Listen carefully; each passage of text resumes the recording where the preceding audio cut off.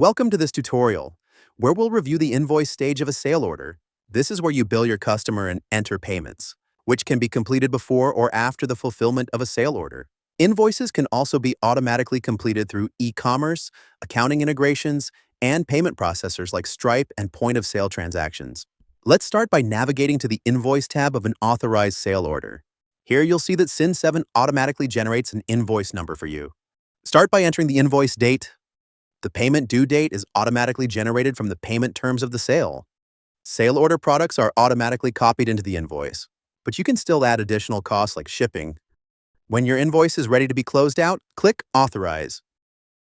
You can then email or print invoices and receipts. Invoice documents can be customized to include links to payment processors. You can also allocate a payment to the sale manually by adding a payment line. Then select the payment account, date paid, amount, and add an optional reference note. With Cin7 Pay, you can also process a payment directly from within the Invoice tab. Now let's navigate to the sale order financials, where you can see that the authorized invoice posted accounts receivable transactions.